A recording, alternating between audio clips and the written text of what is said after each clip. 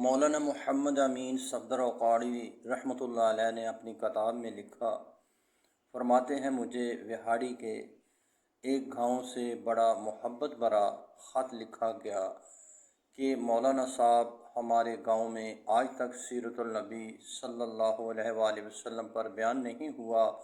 ہمارا بہت دل کرتا ہے کہ آپ ہمیں وقت عنایت فرما دیں، ہم تیاری کر لیں گے۔ میں نے محبت بھرے جذبات دیکھ کر خط لکھ دیا کہ فلاں تاریخ کو میں حاضر ہو جاؤں گا۔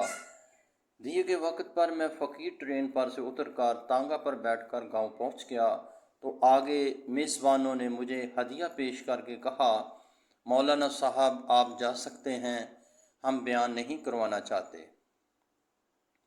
وجہ پوچھی تو بتایا گیا کہ ہمارے گاؤں میں 90% قادیانی ہیں، وہ ہمیں دھمکیاں دیتے ہیں کہ نہ تو تمہاری عزتیں، نہ مال، نہ گھر بار محفوظ رہیں گے اگر سیرت النبی صلی اللہ علیہ وآلہ وسلم پر بیان کروایا۔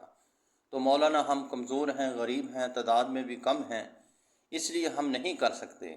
میں نے لفافہ واپس کر دیا اور کہا، بات تمہاری ہوتی یا میری ہوتی تو واپس چلا جاتا۔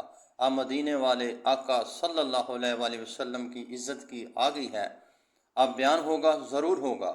وہ گھبرا گئے کہ حضرت آپ تو چلے جائیں گے، مسئلہ تو ہمارے لیے ہوگا۔ میں نے کہا، اس گاؤں کے آس پاس کوئی ڈنڈے والا یعنی بازسر یا گنڈا ہے؟ انہوں نے بتایا کہ گاؤں سے کچھ دور نورا ڈاکو رہتا ہے، پورا علاقہ اس سے ڈرتا ہے۔ میں نے کہا، چلو مجھے وہاں اس کے پاس لے چلو۔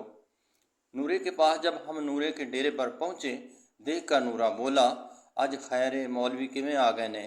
میں نے کہا کہ بات حضور صلی اللہ علیہ وآلہ وسلم کی عزت کی آ گئی ہے، تم کچھ کرو گے؟ ہماری بات سن کر نورا بجلی کی طرح کھڑا ہوا اور بولا، میں ڈاکو ضرور ہاں پر بغیرت نہیں ہاں۔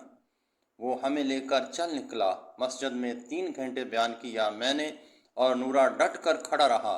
آخر میں نورے نے یہ کہا کہ اگر کسی نے مسلمان کی طرف آنکھ اٹھا کر بھی دیکھا تو نورے سے بچ نہیں سکے گا۔ میں واپس آ گیا۔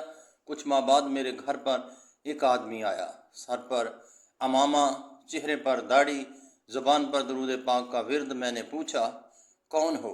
وہ رو کر بولا، مولانا صاحب میں نورا ڈاکو ہاں۔ جب اس دن میں واپس گھر لوٹا اور جا کر سو گیا، آنکھ لگی ہی تھی کہ آقا پیارے محمد مصطفیٰ صلی اللہ علیہ وآلہ وسلم میرے خواب میں تشریف لے آئے۔ ماشاءاللہ، جزاک اللہ۔